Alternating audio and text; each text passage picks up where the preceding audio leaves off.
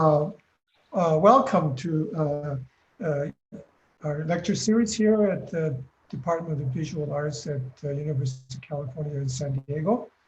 And tonight we welcome artist Todd Gray. And his introduction is actually already written either in Zoom or in YouTube channel that you're watching right now on streaming. And but let me just say that a few things that he's a graduate MFA from Cal Arts, and he's a professor emeritus at the Cal State Long Beach School of Art. And he's been working for decades and decades and decades. I call him Hyungnim. That's in Korean, older brother. He's a few months older than me. So I have to pay respect to that fact. But it's also, I think his career as an artist have recently greatly renewed, or maybe a long-awaited recognition that deserved and is noted as that he was a recent recipient of Guggenheim Fellowship in 2018 and exhibited in 2019 Whitney Biennial. So he has currently a beautiful exhibition, which actually opened already September 3rd last year at the Pomona College Museum of Art, and its title is Euclidean Gris-Gris. And in that catalog, the two curators of the exhibition, Rebecca McGrew and Hannah Grossman, described his work as a critique of coloniality and normativity with its examination of the global cultural landscape and the construction of personal and political identity, which I think very accurately and broadly describes his recent works. And his stunningly beautiful, mesmerizing work has been described also by the curators as, quote, new sculptural photographic works. I have seen Todd's exhibition on a number of occasions, and my interpretation of his work would be that it is powerful layering of spiritualized image of distant places. And I say that because he travels extensively around the world, mainly from the New World to Africa and the Old World, that is Europe, to construct uneasy and estranged compositions that are both imposing and unsettling, somewhere between the places of colonial power and the source of diaspora, that is the African American diaspora. And in many ways, it's really about his and at a broader sphere of diaspora identity being reconstructed through his work, either as a self or and indigenously constructed, that is separate and different from the colonialized history of African diaspora. Maybe even that by the name of this exhibition at Pomona College is apply a certain aspect of a truth serum from voodoo. That is Todd Gray as a gris-gris, supreme and modern talisman, who across the land and power of Euclidean structure of the colonial geography, to protect himself and his diasporic memories through his imageries of Black magic and Black power. So I invite you to Todd Gray's lecture now, and we should give much appreciation for his accepting our invitation. And talk about his work. Thank you, Todd.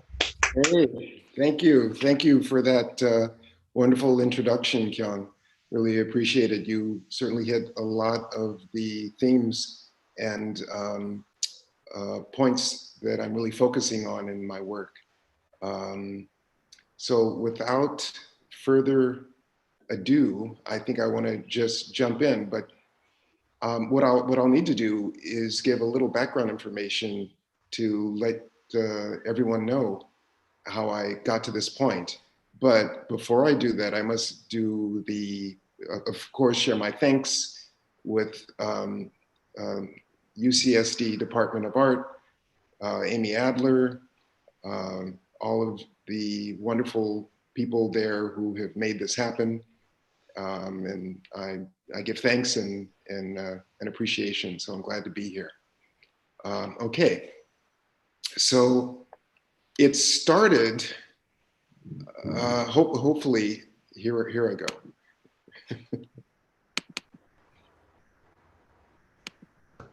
Okay, so the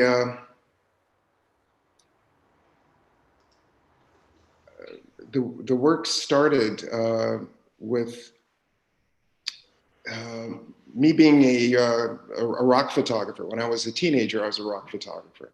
And this is a picture of Ray Manzarek.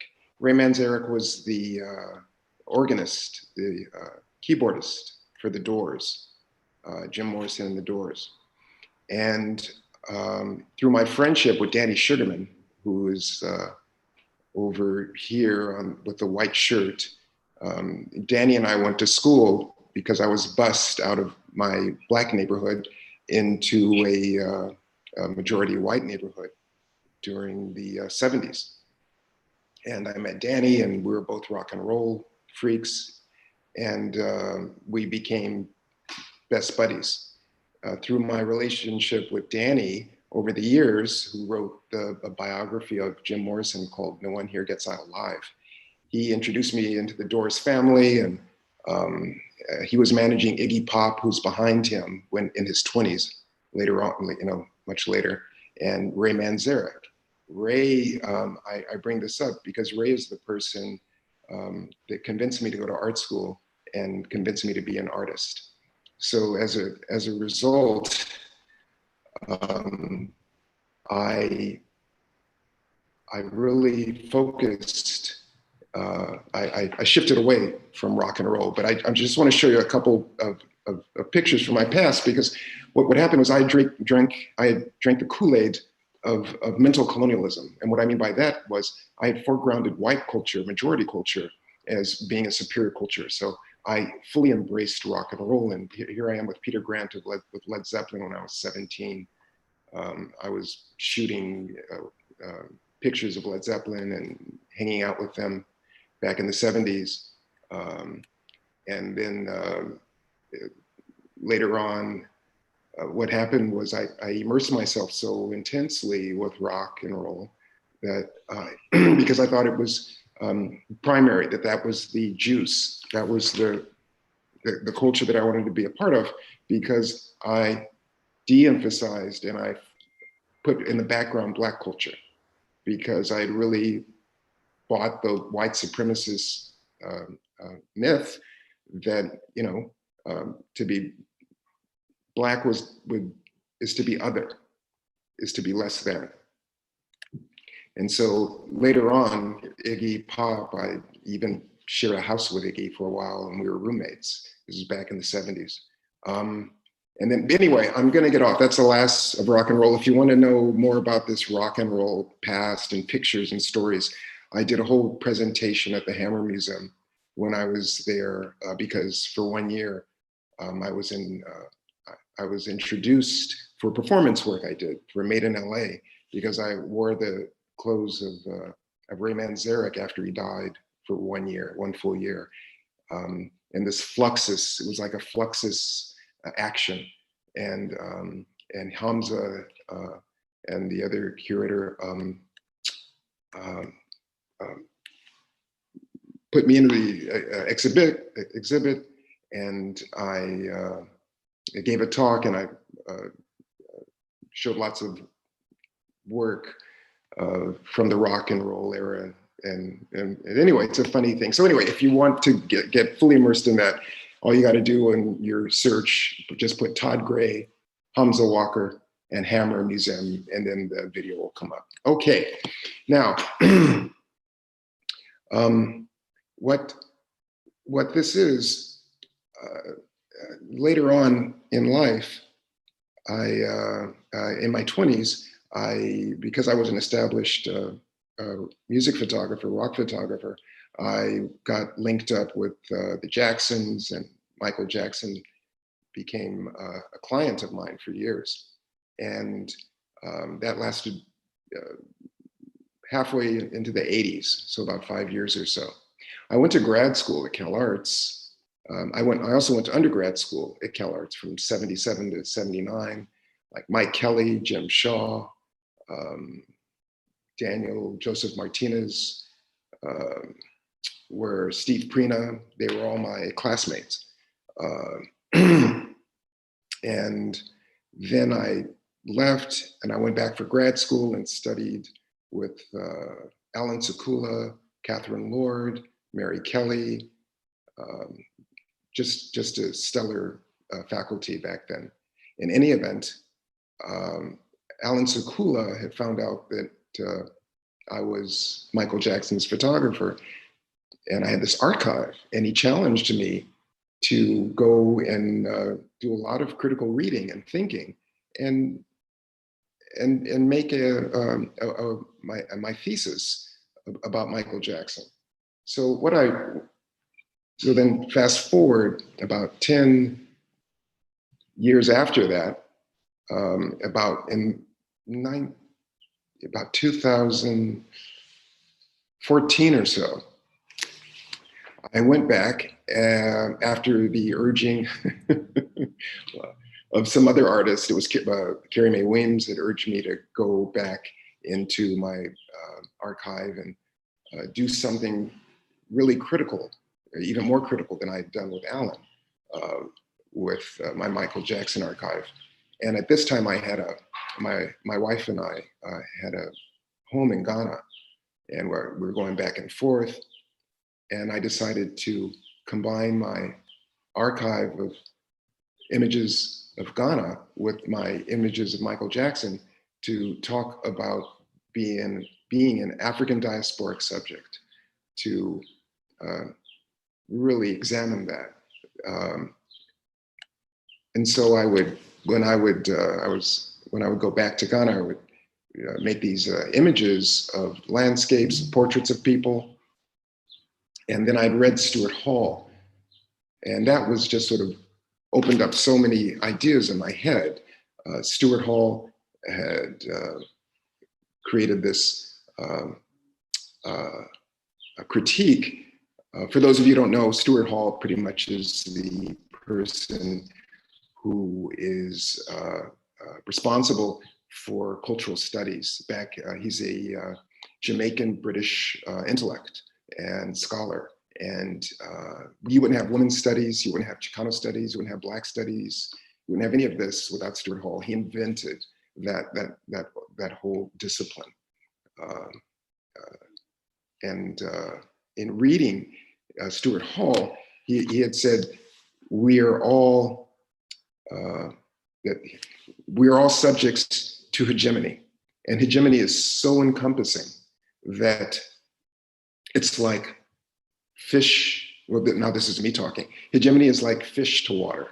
If you ask a fish what water is, the fish will, well, I don't know, and not knowing that it holds life, death, movement, everything, but it's so encompassing that it becomes invisible. And Stuart was saying that hegemony is like that. You can't really fight it. I mean, you won't win, but our power comes in resistance. And how we can resist is to keep moving and to keep challenging, and not to submit ourselves to normativity or so-called normative behavior.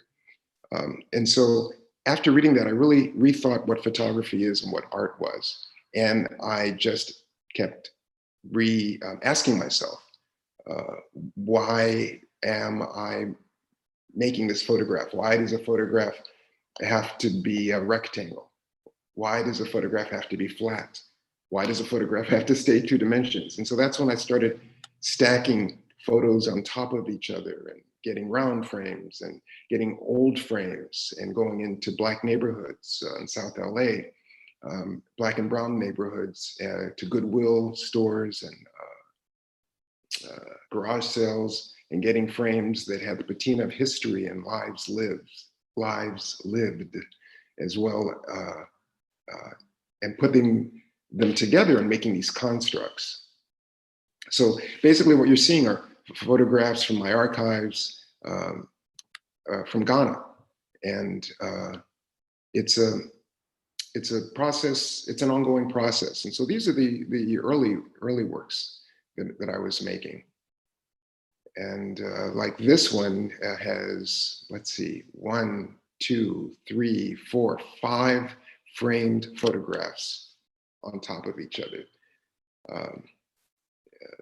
These are gang members from the Beat It set. Yeah, Michael used real gang members.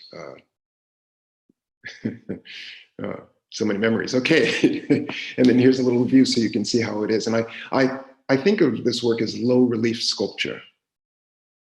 And so, because as you move, as your body moves, it changes your relationship to the image. This particular image was taken, the tree is in front of a slave castle in Ghana. And I just thought the combination of this photograph and the tree that's right in front of the slave castle was really poignant. Okay. Now I want to get into the evolution of the work. I stopped using images from, that was from the Exquisite Terribleness series. And so that was from 14 to 2014, 2016, 17, something like that. I made that work. Then I went into this series called Portraits. Yeah, Siri thought I said, okay, and anyway, this work called Portraits. And I started combining photographs from South Africa and Africa. I had done a residency at a place called Nyrox in South Africa. And I'd, before that, done a residency at the Rockefeller Foundation in Bellagio, Italy. And I made portraits of some of the scholars and thinkers there. And I combined them with images from South Africa and images from Ghana. And I was doing that thinking how I normally thought of being a subject, a colonized subject, and I immediately, of course, being an American, thinking of how I got here, which was from slave ships and from the Atlantic crossing. And I'd always be in awe of Europe. And I thought the riches in Europe. And then I started thinking more and more, where did these riches come from? Well, a lot of the riches came from the colonized territories, that the West, so in Asia, East Asia, Africa, all over, you know, and that made me think, take a step back and think of these relationships, these historical relationships, and how they play out in the present moment of power, of and this idea of what's called, what Frantz Fanon called mental colonization, which was what I had realized after studying with Alan Sekula 20 years before, that I had been subject to. A colonized mind is one which does not value one's own humanity. It thinks that it is that it lacks a richness that a Western, a European would have. So what I did, and this is from, I benefited from a Guggenheim grant. I proposed to the Guggenheim Foundation of going to the capital cities in Europe that have history and have amassed riches through slavery, and going through imperial gardens, photographing the imperial gardens, and then combining these with images of Africa. And so to talk about those power dynamics and relationships, and I would combine these. And so this is what you're seeing now as a result of this Guggenheim study. So this was shown part of it was called Cartesian Grigori, was this set of work. Okay, then we fast forward. This is so odd not having seeing an audience and just being in this room talking, but okay, here we go.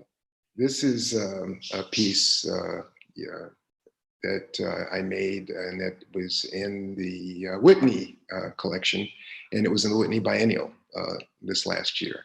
And it combines a garden actually in Belgium. And so this is one of Leopold's gardens. And as you may know, King Leopold was responsible for the genocide of more than 2 million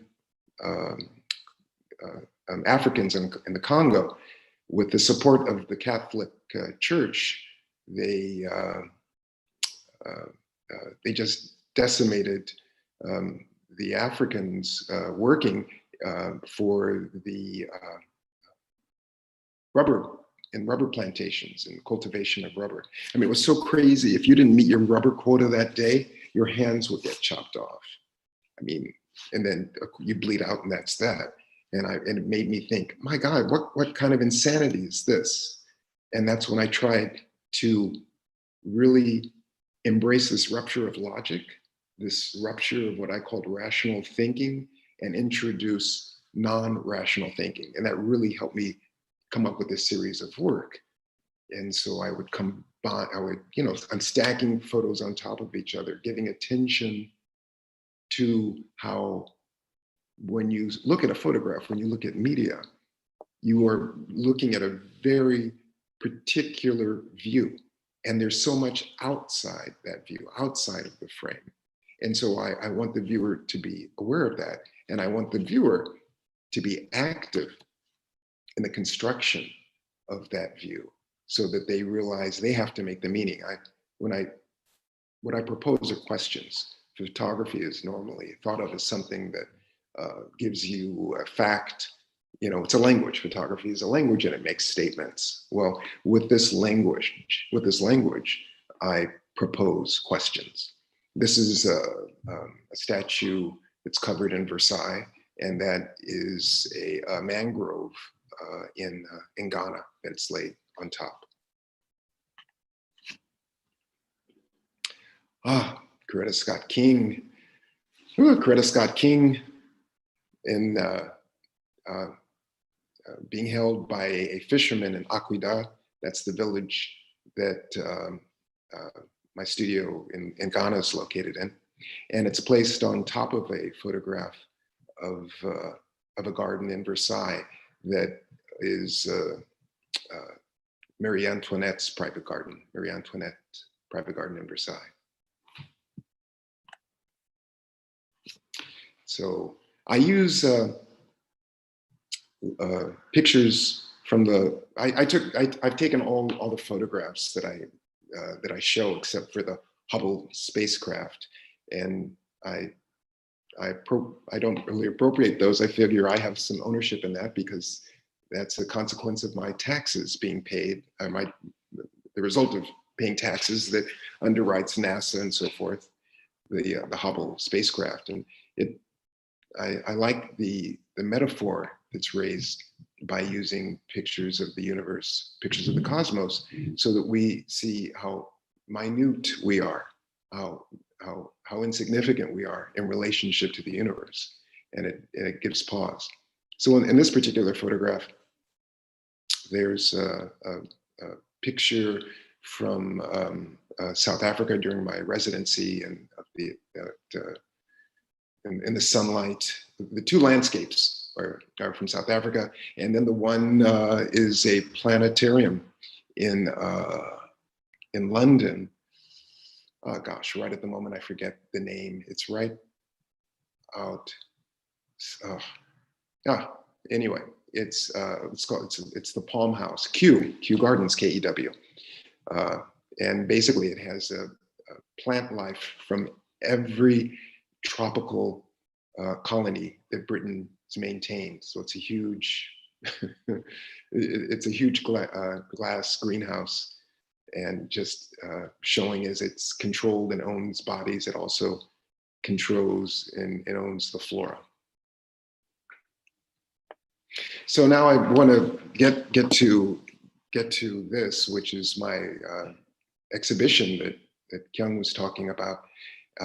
It finished up early because of the lockdown that we're in, quarantine that we're in, and it's Euclidean Gregorian. Euclidean for me is the thinking of this sort of logical construct, a way of placing everything in a grid, in a mathematic formula, and to me is a very Western way of thought, Western construct, which I've been educated in, and thinking how I can get out of it. Well, that's the Grigri, that's the spirit, that's the working, the improvisation, working in the unknown, in the moment. And so what I did was I decided, I worked with Rebecca McGrew, who curated me into the show. And we had many conversations and visits. And at Pomona College on the last exhibition, before they moved into another museum, they had a new museum made and just across the street. And so I was given the museum for a year. And through the largesse of the Mike Kelly Foundation and the Andy Warhol Foundation, the other foundations, Pasadena, I was allowed to not only have a catalog, but create a very robust programming schedule. And by Nana Adesi Poku, and she's a scholar and came in, and we did something quite different. Part of it is me drawing on the wall, and that's where the Grigri is, and rotating out the work throughout the exhibition. I was an artist in residence in the museum. I'd come in, I would put work up, and then a month later I would take work out. And so here's the view. This is what this wall looked like in September, and here's the view in September. Here's the view in November. And then yet again, so I was changing. I'll go back again just so you see. I hope this isn't too abrupt, but just changing out the work, and you can see the pieces. It was a beautiful challenge, and it's the largest work I've made thus far. Yeah, here here you have this scene in after the winter break. This is what this wall looked like, and before the winter break, it looked like this. So you see this change out. Let me tell you something about this image. You see those vibrant colored photos. When I was in Ghana in 2007, 2008, my digital camera, the chip was corrupted. And this, when I returned and I looked at the photographs, these are straight photographs. They're not manipulated. They had all of these glitches that were introduced. And I thought, wow, this is really, really perfect. And it's really like Grigri or Juju had gotten into the camera and just really messed with the technology. So, and then the middle image is in Paris, Luxembourg Garden, and then an image of the cosmos.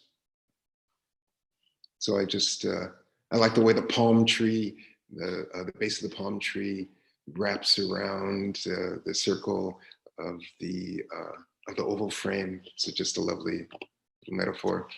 This is a photograph of Versailles. And to me, I'm thinking, the world's a mess. The world's a mess. So let's make it more so. So that's when I started turning photos, changing the axis of photos, and making them what I think more dynamic, destabilizing. The photograph normally it gives you a more stable view of the world. I wanted to destabilize that view.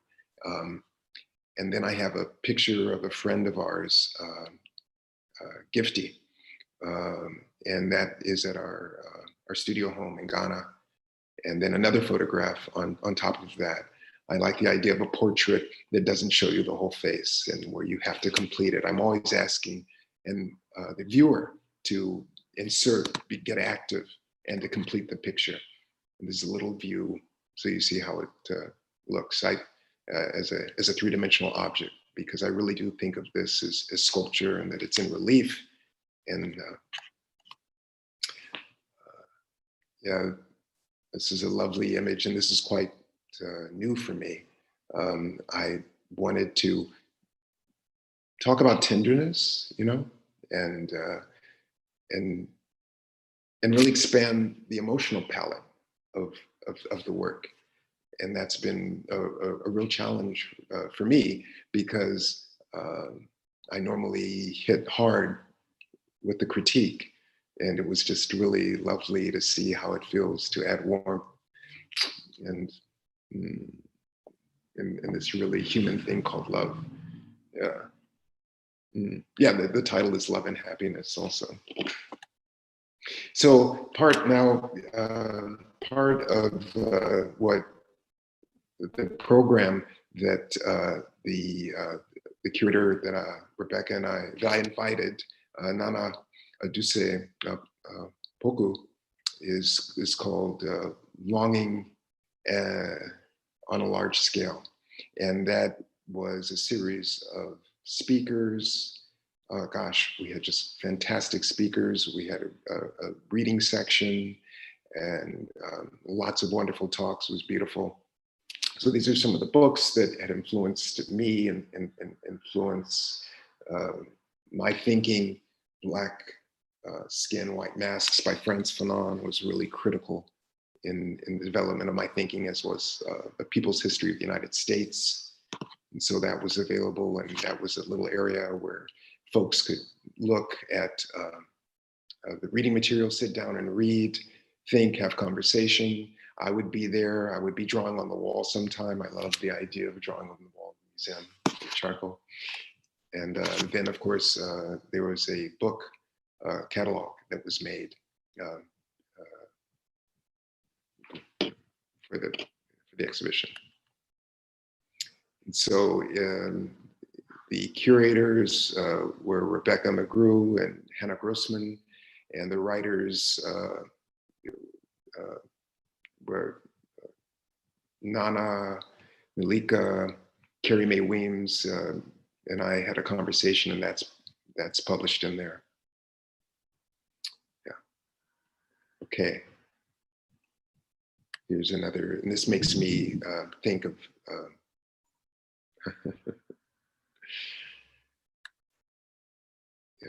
the Anthropocene. This is also a scene in, where is this? This is in Paris also, in one of the parks, Luxembourg Park. And this is a fire in Cape Town, in the hills of Cape Town, South Africa.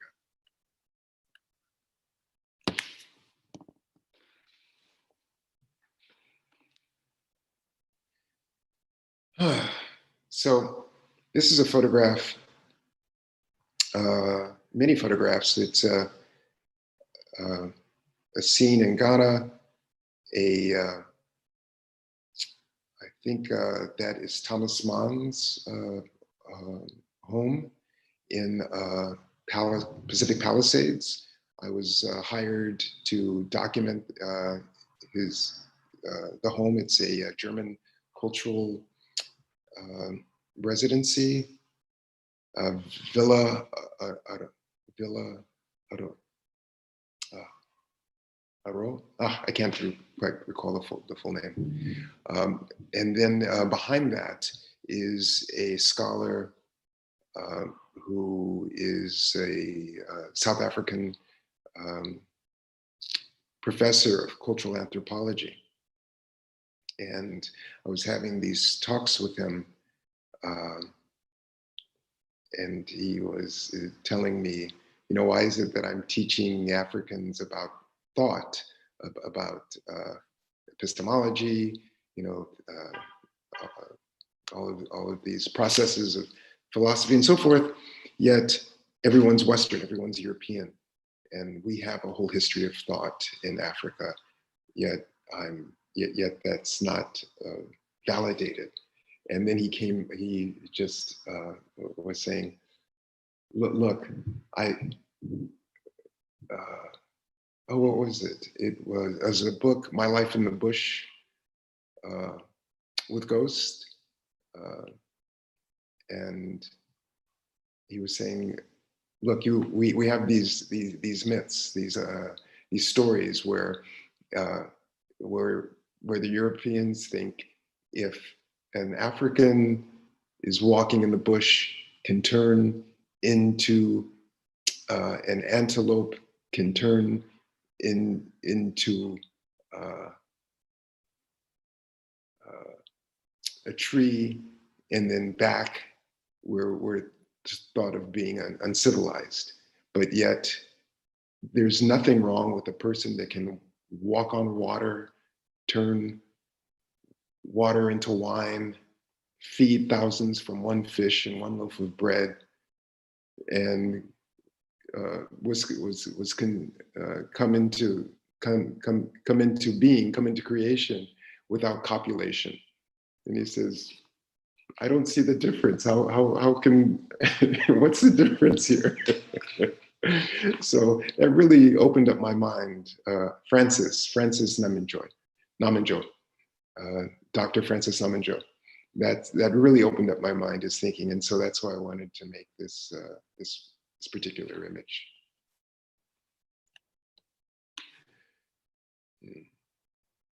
So this is these are some of the images of the pictures of the sorry, I'm so tongue-tied. I must underscore right now, it's so odd talking to a computer without anyone in the room. Okay, so here's a glitch image, and on top of that is one of the cosmos, and then these young people going through Kew Gardens. You know, I originally got this idea of using the cosmos even before, when I did was doing that work with Michael Jackson, and I thought, you know, Michael, I need an origination story for him. He's just so unique. Wait, let me get rid of this. Just hold on a second.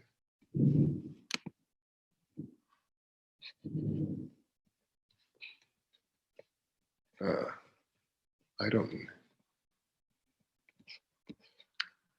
don't have my mouse. Hold on, maybe if I do that. I just want to, great. I can get rid of those. And now I can resume. Sorry for this little technical move. Okay, here we go. Great. So hopefully now those photo boxes are out. As I say, here I go. The cosmos entered into my work because I wanted to make an origination myth, origination story for Michael Jackson. So I just thought, you know, he didn't come from this world. And I was thinking about Sun Ra, and Sun Ra said he was from Saturn. And I thought, wow, you know, Sun Ra said he was from Saturn because he wanted to escape the whole reality of being from Mississippi and the horrors of being from Mississippi, being a Black man in Jim Crow, Mississippi.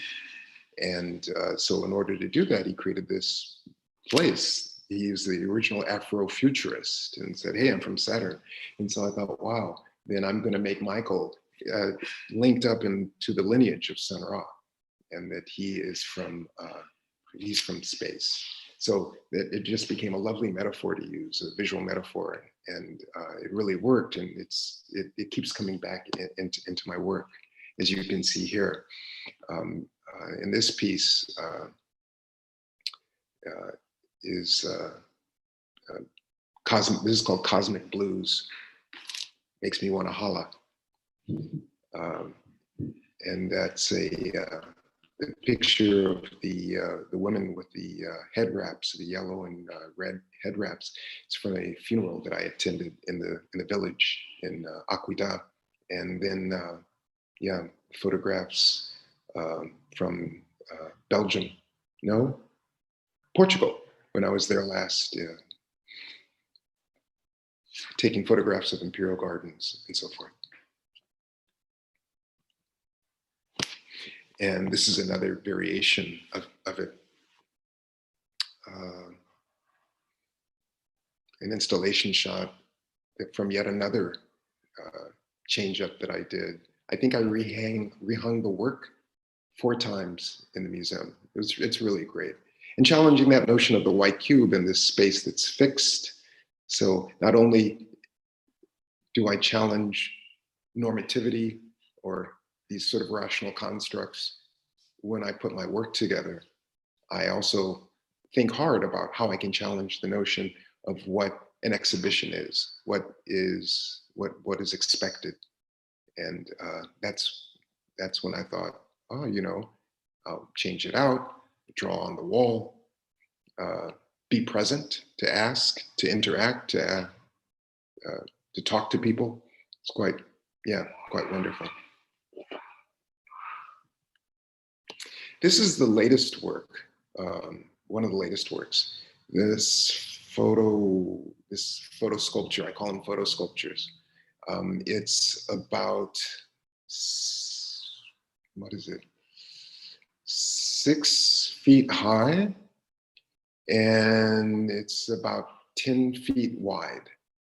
It's, yeah, I wanted to start having the work interact with the architecture, and wanted to have it in situ with the architecture.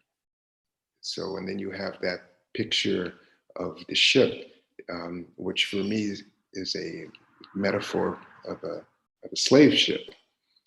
This is called Present History, and it's the photo is an aqueduct in the National Palace in Lisbon. So it's tiled. It's a painting on tile, and then it's on top of the garden in Regent's Park in London. So, and then of course the glitch photo of Ghana that I took in 2007, and then a sculpture, a photograph of a sculpture, and someone, this is in Porto, Portugal, and someone had painted blue streaks down these eyes, and yeah. And that's how it looks installed. So it is residing in the same spot where that picture of where this was previously. So that was in the last iteration, the last hanging or rehanging that I did of the exhibition, and then another wall drawing. Ah, and that's the last one. Hey, so that's it. I'm ready to open this up to Bailey and questions, and there may be questions, I hope. So let's get to it. Hey, Bailey. Hi, everybody. Thank you so much, Todd. That was an amazing lecture. It was really great to see all your work. My name is Bailey Davenport. I'm going to be facilitating the Q&A. And I think we had a question somebody asked a little bit earlier. Teresa said that she tuned in as you were finishing up speaking about your time as a rock photographer, and she wonders if you will use any of those archives in your current practice or have in the past. Well, yeah. I guess you came at the Michael Jackson is one iteration. I have pieces that I've made with Iggy Pop.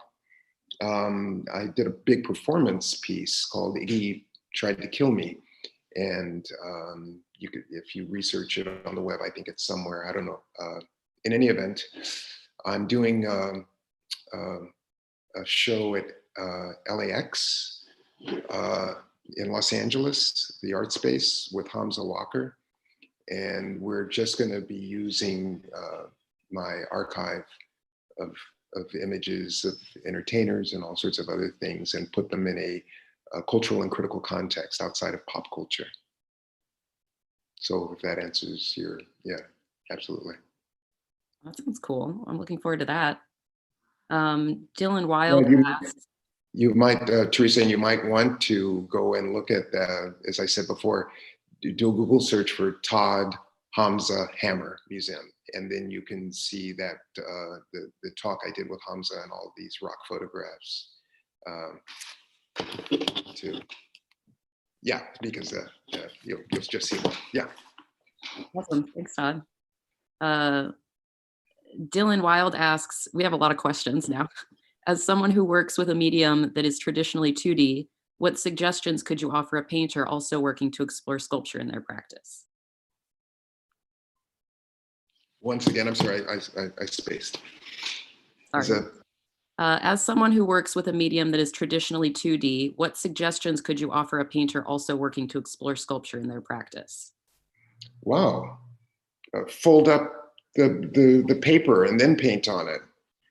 Cut it up, reassemble it, and then see what happens. I would just I would make mistakes. I would do what you're not supposed to do.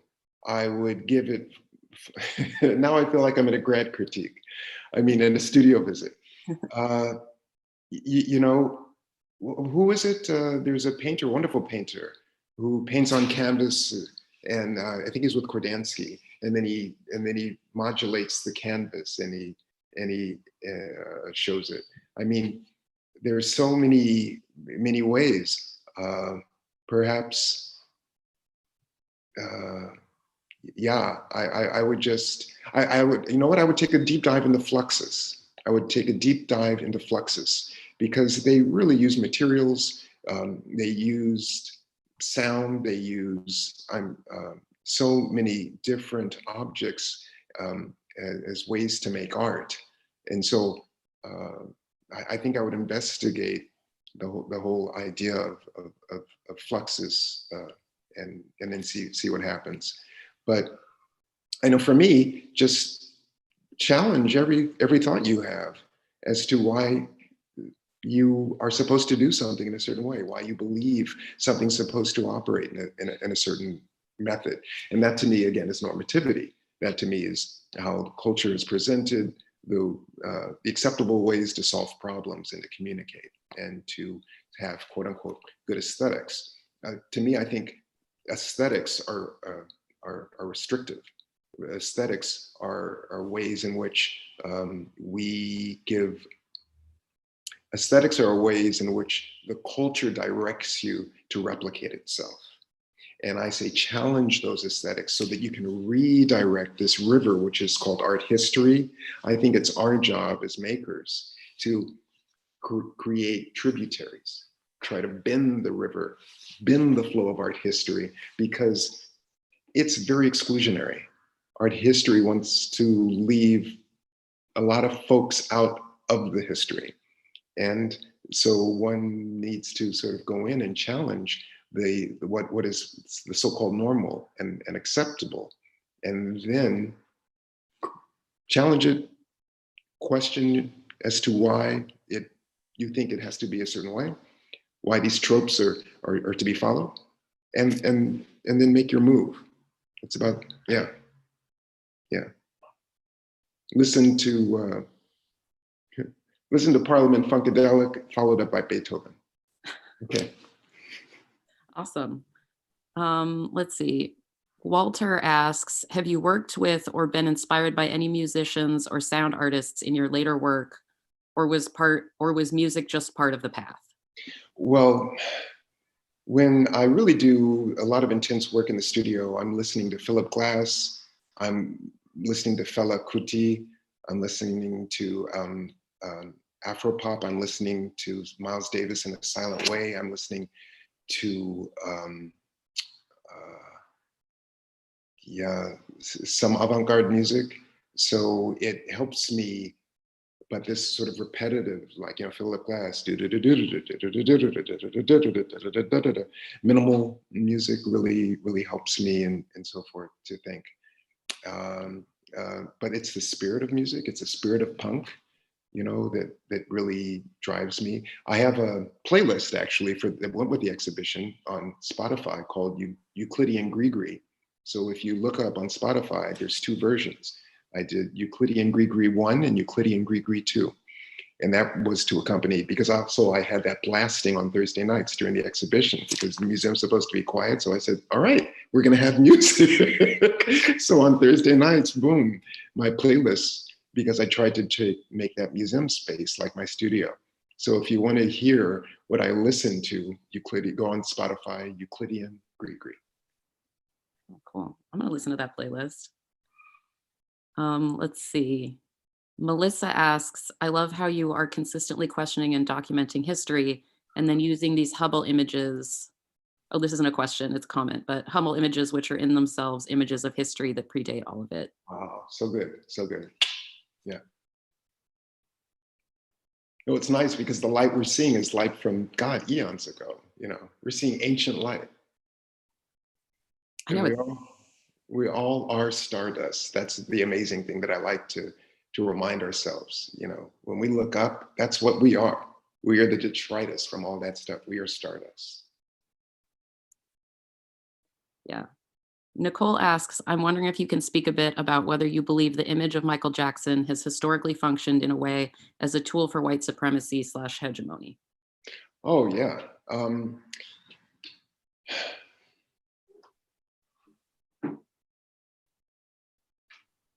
trying to formulate. I've got it. When I was working with Alan Sekula and doing my graduate thesis, Alan had me read Frantz Fanon, Bell Hooks, Toni Morrison, James Baldwin, just a laundry list of thinkers. And then I went back into my archive and I looked and I recounted all these conversations I'd had with Michael about Blackness. And what I really wanted to show was how at times he would instruct me to lighten his skin in the darkroom and things of that nature. And I said, oh, Michael is a perfect example of a person whose mind has been colonized. And that's the amazing thing. You don't even know that your mind has been colonized. And you don't even know that you feel that whiteness, that hegemony, white hegemony is, that you have prioritized it and made it more significant than yourself.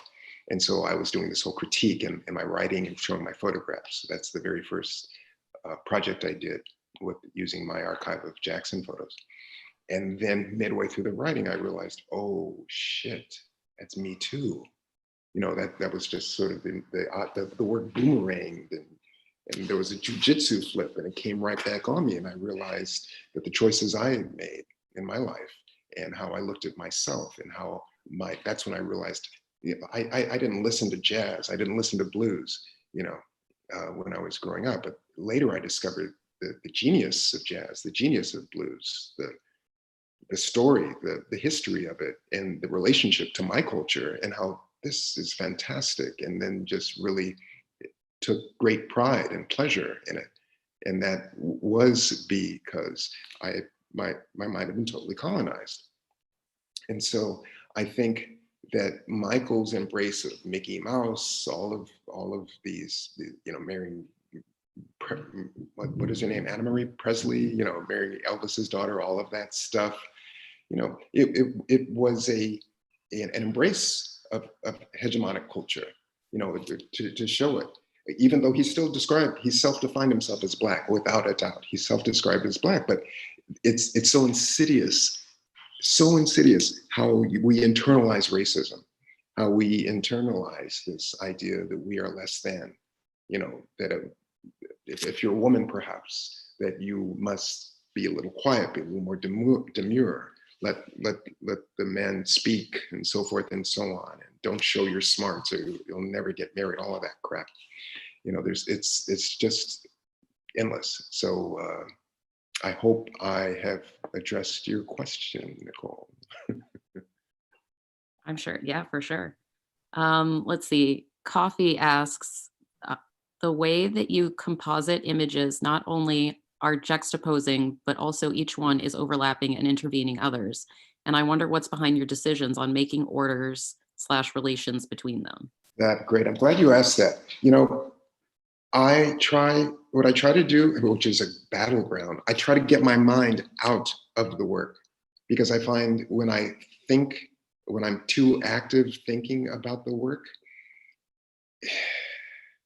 it's predictable. It's missing a spark, an aliveness. And so like I went to CalArts, and in CalArts, I went to CalArts in the 70s, and like when this whole idea of the postmodern and I went through a very Marxist education,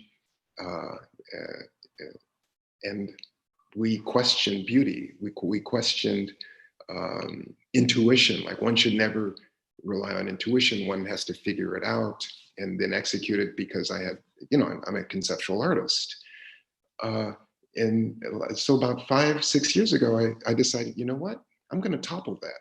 I'm really going to emphasize intuition. I'm going to emphasize impulse. I'm going to act like a jazz musician, where I'm going to really just improvise in that moment and not think it through, but let the act of discovery occur. So don't execute a work that you've worked out. Try to do things, try to stumble, trip onto something and go, oh, damn, that's good. So I am putting stuff on top of stuff. I'm on the computer throwing things around and just going until I vibe it. And going, ooh, it has something. There's a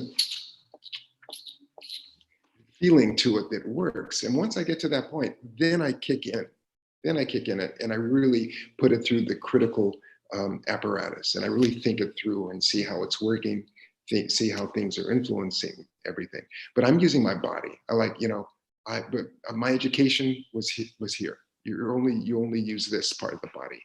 But now when I'm making this work, I'm totally embracing the body. I'm totally neck down. And that's how I get to these solutions. And I stumble, I let chance. Sometimes I'll throw a couple photographs, see how they land, and help it and see if that kind of works things out, and then try to make a little mess, and so then see if I can make it work. I just use as many strategies as I can come up with, and they keep changing. Awesome. Can you tell us how you titled the multi-image pieces, and to what extent do you perceive the details of perceive or preserve? I'm not sure. I think it's preserve the details of place, history in the naming.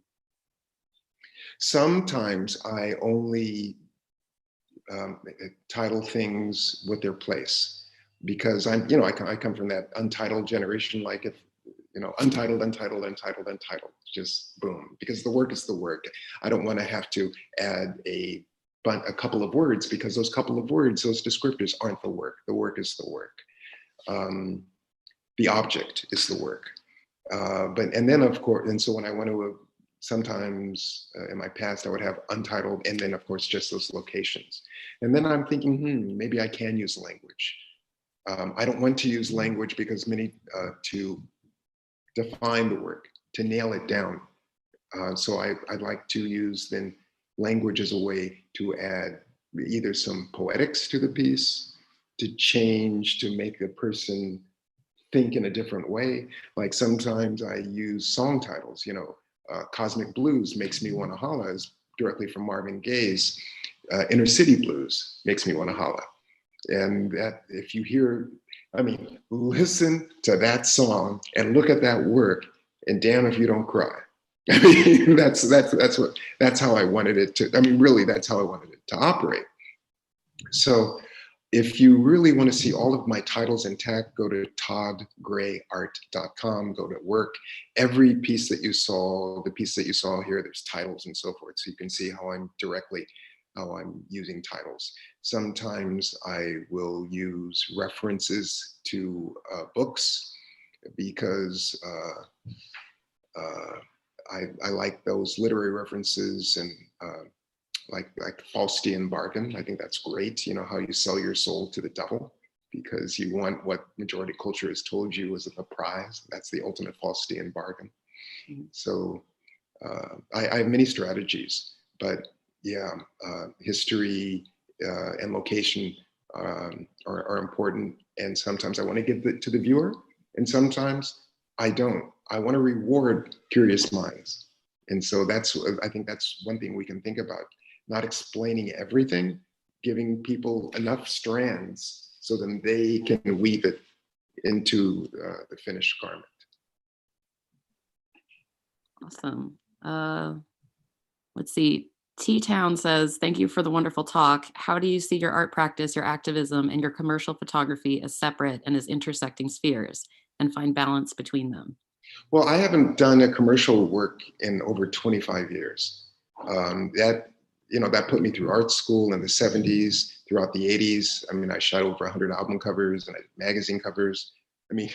I even shot a cover for Ms. Magazine back in the day of Alice Walker. So it's funny seeing Mrs. America that's on Hulu or something. You're going, oh, yeah, I worked for Gloria Steinem. So in any event, I did not, for me, the commercial work was a way for me to keep a camera in my hand, and I could bank up so that I could take a month or 2 months off to do my own work. So it gave me freedom. But as soon as the 90s came, that's when after I got my graduate degree, that's when I decided, no, I don't want to work in that machine anymore. And that's when I became an artist academic and sought a professorship and got one. So now it doesn't influence me, but what's incredible is looking back at that archive I have, because it's all context. You take it out of the commercial sphere, you put it with something else in an art context, and the meaning completely changes. And it's a very valuable resource, and taking it, shifting context, it's a valuable resource for me. So I'm really looking forward to see what's going to happen when I work with the curator Hamza Walker and do these this exhibition, which I think is going to be in 2021 or so.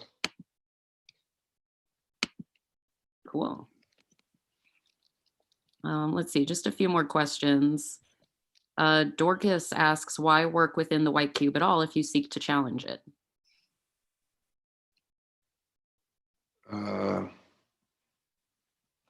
Wait, but before I forget, it was Aram Moshayedi. Aram Moshayedi was the other curator that I worked with for Made in LA when I did that piece about the wearing Ray Manzarek's clothing and so forth. I had a little brain lapse, but I wanted to give him his props. Okay, so, and of course I forgot the question already. I think it's why work within the white cube if you seek to challenge it. Oh, I worked in the white cube like what, 8 years ago, 12 years ago. I was doing performance. I was working outside. I was projecting, playing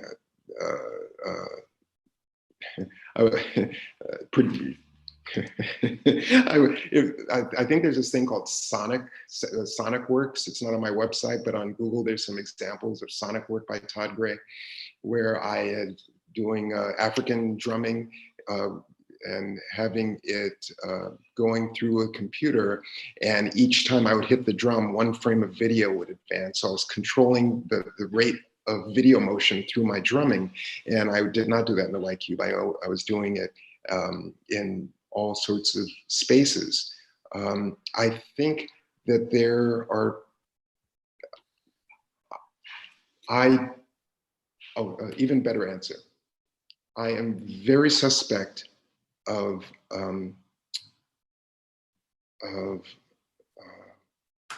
thinking that is not plural. Pluralities, I really embrace pluralities. So that this or that, up, down, yes, no, in a Y cube, not in the Y cube. It's limiting and it's reductive. I think one needs to embrace a plurality of solutions, a plurality of venues. So just my way of thinking and my own philosophy wouldn't keep me out of showing, like I'm doing a big public artwork in a subway for the metro system. I've shown in, gosh, if you look on my resume before, I was only showing in alternate art spaces for years and years. At my age, I've shown in so many spaces. Now is the opportunity to actually show in the Y Cube and see if I can, kick it around some, bring some funk and some punk into it.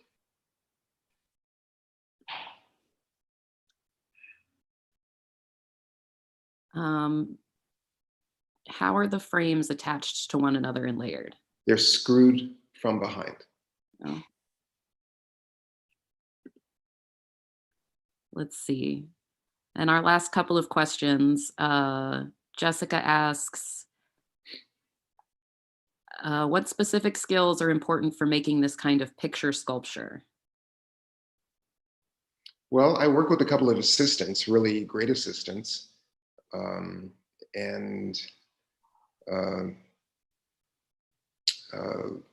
Sylvie, Nasi, and Liz Guzman, and there was another, oh God, he's gonna, Jin, what is the last, in any event, Jin. Hey, Kyung-mi, what's Jin's last name? Do you remember? Jin Suk? Well, we'll have to say Jin Suk and leave it at that. I work with great assistants who have sculpting background, and therefore, and I was working with an assistant who's actually a grad student in sculpture at UC Irvine. So a lot of people that have been trained with wood, was working with people who were in the, went through the wood program at Cal State Long Beach, so that they can use power tools and things like that. When I lack a certain expertise, then I'll seek out someone that has that expertise and work with them. So yeah, I just find people that have the skill set and get it done. I hope that answers it. Yeah, for sure. And then just one last question. Diana asks, what did you do between the years of attaining your BFA and MFA? Oh, I shot work. I had a kid, did just survive shooting work. I mean, shooting jobs, that's shooting album covers. I was directing music videos, and then I was actually making work. That's, yeah, making work. That's because I've always defined myself, ever since I went to art school, I defined myself as an artist. Once I realized what commercial photography is in the service of a certain economy that exploits people. And it's in the service of an economy that says, you are not enough, you need this object to fill whole. But it's this vessel that can never be filled. And that's the job of a commercial photographer, is to create desire, constant desire that cannot be fulfilled, so that you keep buying, buying, buying, buying, buying. I'm part of that. I was part of that machine, and I understood how it functioned. I understood how this economy functions. But you know, I prefer, even though of course the art market is part of the economy, especially when you get into those rarefied heights, one needs to put food on the table and one needs time to think. And I found that using that skill set and working in that arena, the commercial arena, gave me time to think. And that was the most important thing for me. And then I switched to teaching because I thought, wow, this is really great. I'm in dialogue with young people about art, you know, 9 to 5. And then, although it's exhausting, but it's really nice because your head's always in art, always in art, always in art. And then you make work and there's a richness to it. I like what John Baldessari, he called himself a teaching artist, you know, that the teaching was part of his practice. There's quite a few artists who are saying the teaching is part of the practice. And so in a way, when I was really teaching, I thought, wow, you know, this is me giving back. And I was really happy that that's what I was doing. I like to call it infecting minds. I love to infect minds with ideas that are going to just rattle normativity. That's great. I think that's all the questions we have. I just want to say thank you so much for coming and taking the time to talk with us today. Thanks. Round of applause. Pleasure. Thank you. Thank you for having me. Pleasure. Bye. Much. Bye-bye. And